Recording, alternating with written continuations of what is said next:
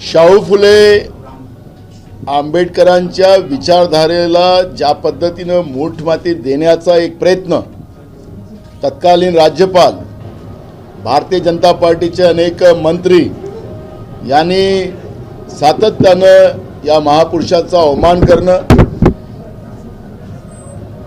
आणि शाहू फुले आंबेडकर विचारधारेला संपुष्टात आणण्याचा हा जो प्रयत्न काही काळापासून महाराष्ट्रामध्ये जे बीजेपी करत होती त्याचं उत्तर या निवडणुकीच्या माध्यमातून कसबेच्या जनतेने दिलेलं आहे।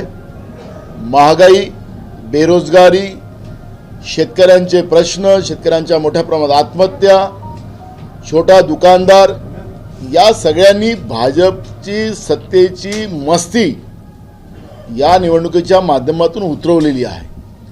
मी विधानसभेमध्ये मगाशी निवडणुकीचा निकाल आल्यानंतर ही भूमिका मांडली। काँग्रेसचे महाविकास आघाडीचे उमेदवार रवींद्र दंगेकर हे बहुमताने त्या ठिकाणी निवडून आले। त्याच्यावर बोलत असताना देवेंद्र फडणवीस म्हणाले की नॉर्थ ईस्टमध्ये ज्या निवडणुका झाल्यात त्याच्यामध्ये भाजपचा जास्त विजय झाला, म्हणजे खोटं बोलायचं कसं आणि रेटून बोलायचं कसं हा त्यांचं एक आपल्याला माहिती आहे। आज देशभरामध्ये ज्या काही निवडणुका झाल्यात त्याच्यामध्ये पश्चिम बंगालमध्येही पोटनिवडणुकीमध्ये काँग्रेसचा विजय झाला, तामिळनाडूमध्येही सुद्धा काँग्रेसचा विजय झाला, त्रिपुरामध्ये काँग्रेसजवळ एकही जागा मागच्या काळात नव्हत्या, त्या ठिकाणी 5 जागा त्रिपुरामध्ये काँग्रेसला आल्यात, नागालँडमध्ये सुद्धा आमच्याजवळ एकही जागा नव्हती, तिथं आमच्या 2 जागा आल्यात।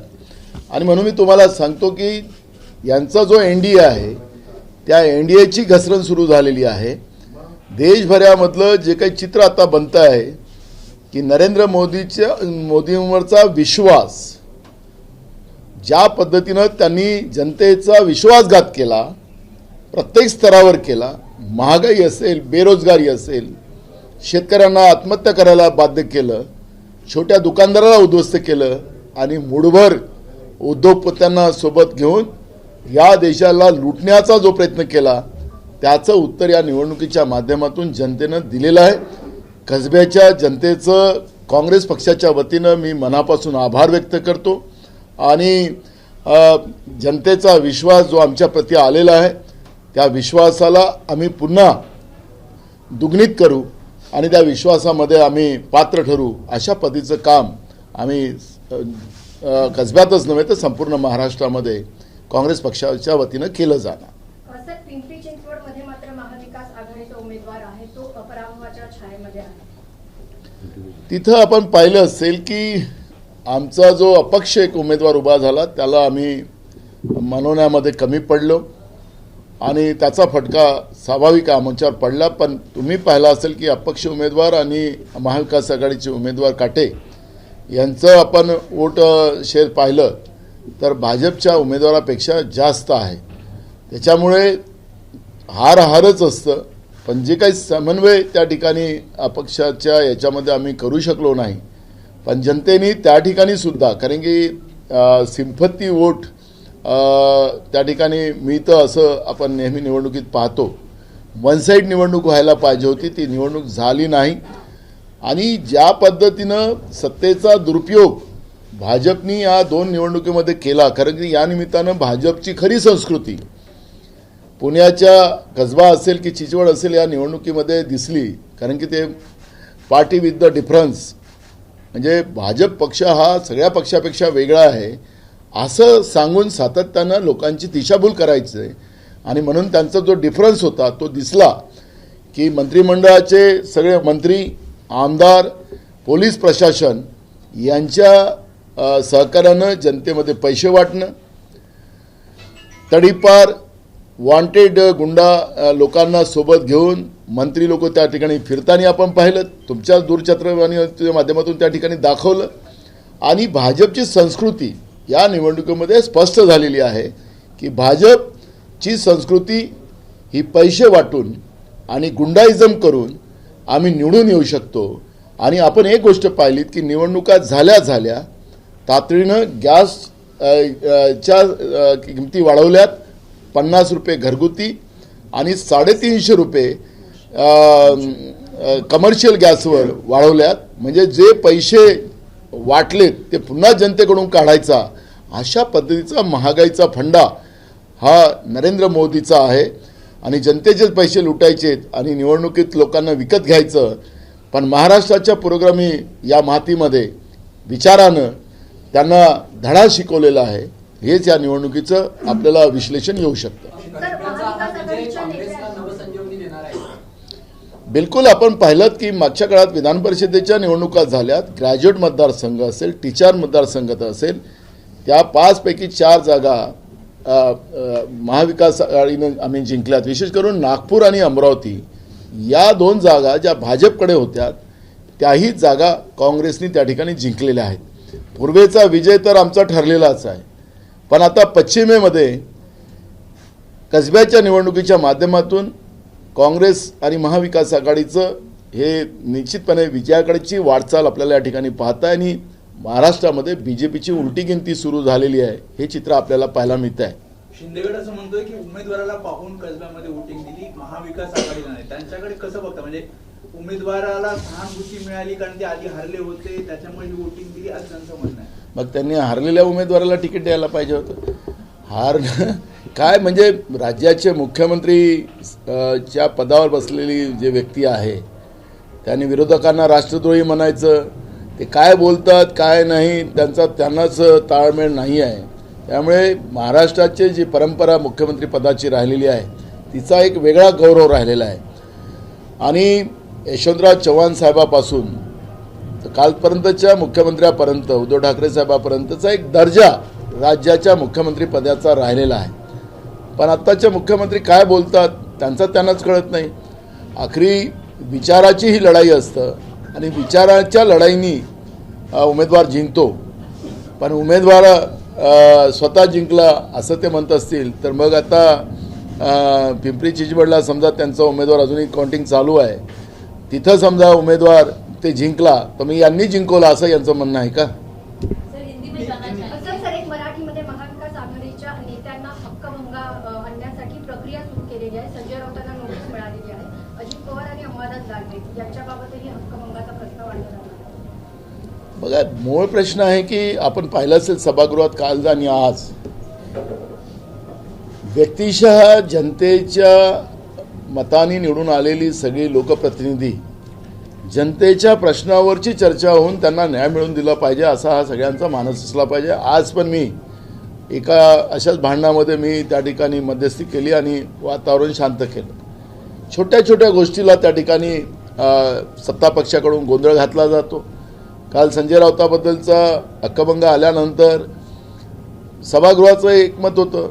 माननीय अध्यक्षांनी तातडीने निर्णय घ्यायचा होता, सुमोटो निर्णय त्यांना घेता आला असता, पण ते मुद्दामून एडजॉन हाऊस करायचं, गोंधळ सत्ता पक्षाने करायचं आणि महागाईवर, शेतकऱ्यांच्या प्रश्नावर, बेरोजगारीवर त्या ठिकाणी चर्चा होऊ नये असा ठरवून प्रयत्न सत्ता पक्षाकडून होताना आपण काल सभागृहात पाहिला. आणि कारण की एक कामकाज हे लाईव्ह आहे विधिमंडळातलं, त्याच्यामुळे महाराष्ट्रातली जनता बघताय.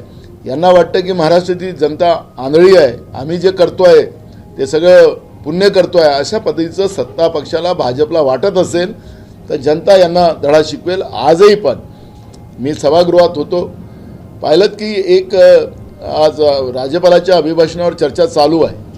जितेंद्र आव्हाडांनी सांगितले की डॉक्टर बाबासाहेब आंबेडकर हे नसते तर आरक्षण मतदारसंघ निर्माण झाले नसते आणि राम सातपुते तुम्ही निवडून आले नसते, एवढंच म्हटलं. सनातन विषयावरची त्यांनी चर्चा आणली होती, त्याच्यामध्ये तिथेही गोंधळ झाला. आखरी त्याच्यावर गोंधळ करून सभागृहच बंद पाडायचा प्रयत्न त्या ठिकाणी शरद पवार साहेबाबद्दलचा अपशब्द त्या ठिकाणी बीजेपीकडून बोलण्यात आलं.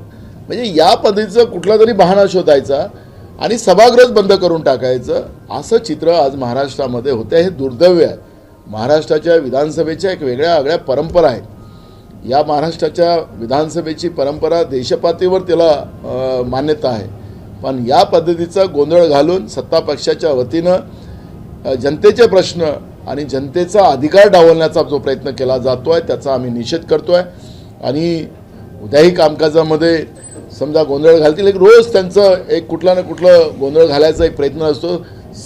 सरकारनीच सभागृह चालवायचं असतं, त्यांचीच भूमिका त्याच्यातली महत्त्वाची असते. पण सरकारच गोंधळ घालत असेल तर जनतेच्या प्रश्नाचं काय, हे सगळे प्रश्न या ठिकाणी निर्माण झालेले आहेत. सर, कांग्रेस को एक बहुत बड़ी जीत मिली है, लेकिन दूसरी तरफ हार भी महाविकास आघाड़ी सरकार को देखनी पड़ी. क्या कुछ कहेंगे बड़ी जीत? देखो, महाराष्ट्र के शाहू फुले अंबेडकर विचारधारा को अपमानित करने का काम बार बार तत्कालीन राज्यपाल, बीजेपी के कई मंत्री बार बार अपमानित कर रहे थे.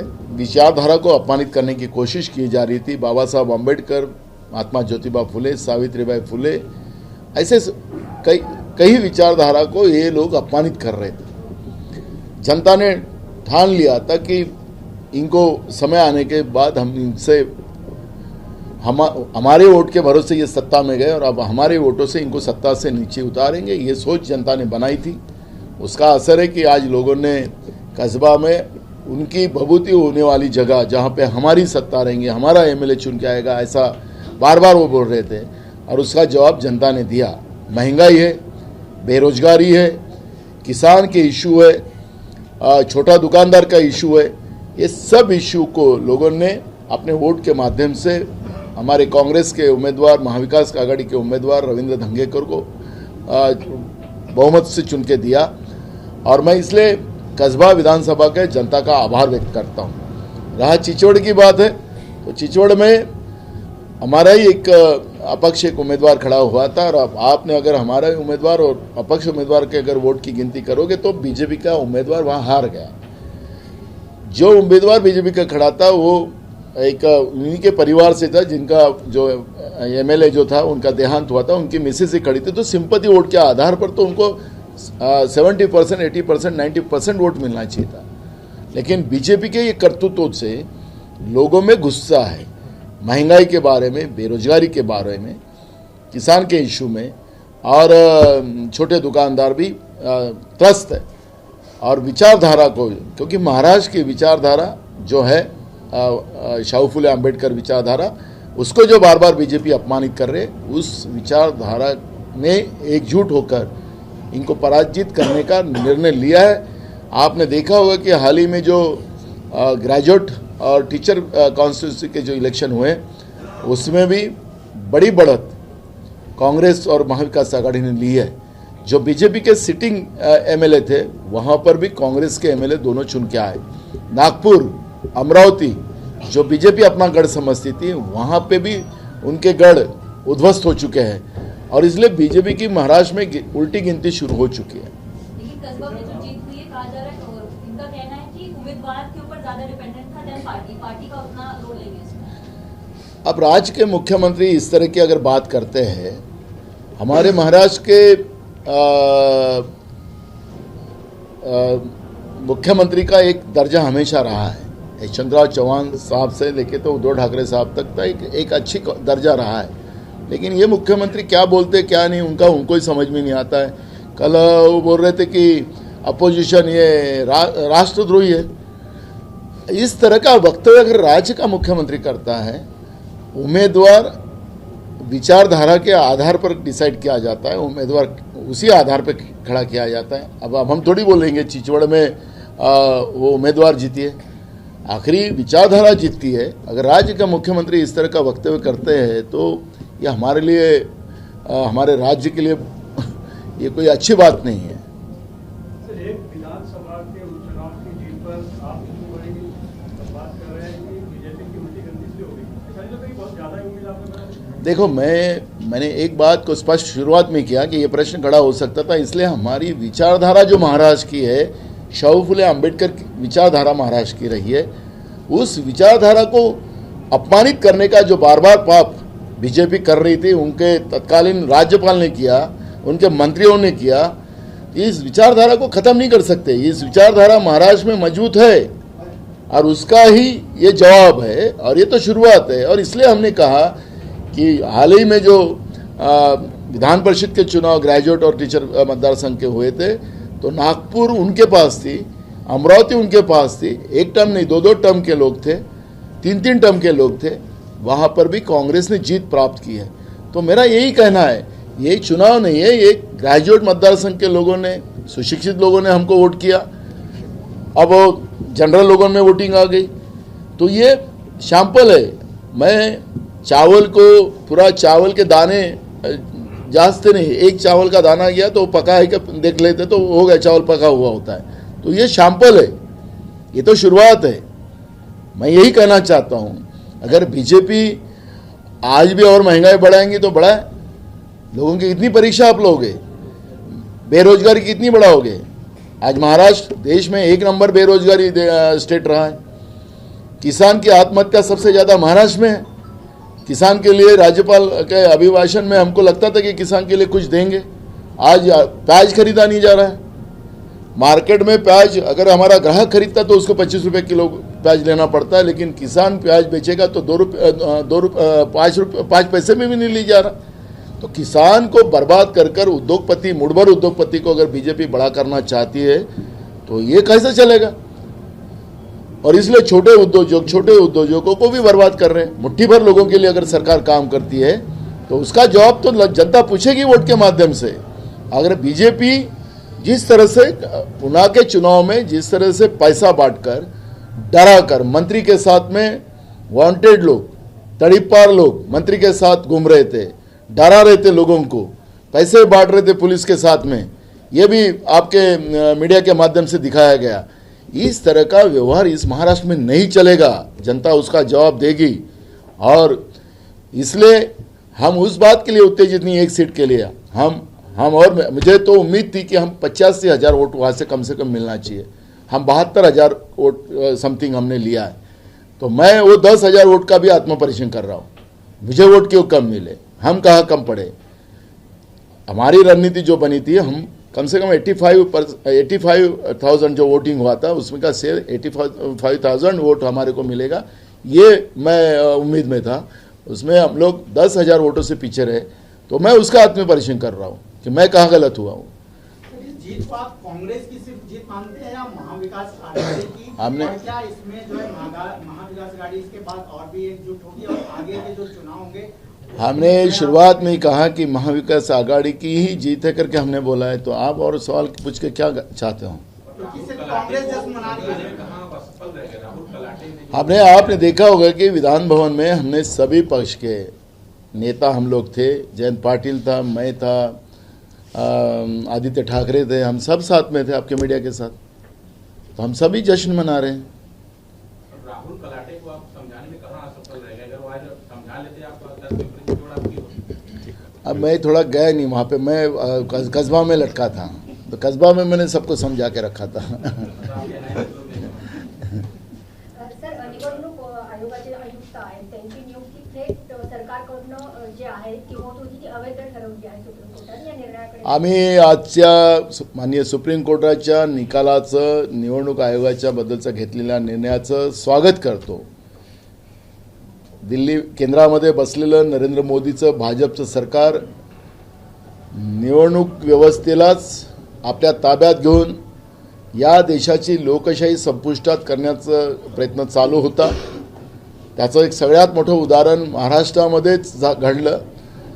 उद्धव ठाकरे शिवसेनेचं ज्या पद्धतीनं चिन्ह संपवलं, त्यांची पार्टी बंडखोर व्यवस्थेला दिली आणि तिथूनच माननीय सुप्रीम कोर्टाने या पद्धतीचा जो निर्णय घेतला असेल असं मला वाटतं। आपण आज माननीय सुप्रीम कोर्टाने जो निकाल दिला तो निश्चितपणे या लोकशाहीला वाचवण्याच्या दृष्टिकोनातून महत्त्वपूर्ण पाऊल आहे आणि या पाऊलाचं आम्ही स्वागत करतोय। एबीपी माझा, उघडा डोळे बघा नीट।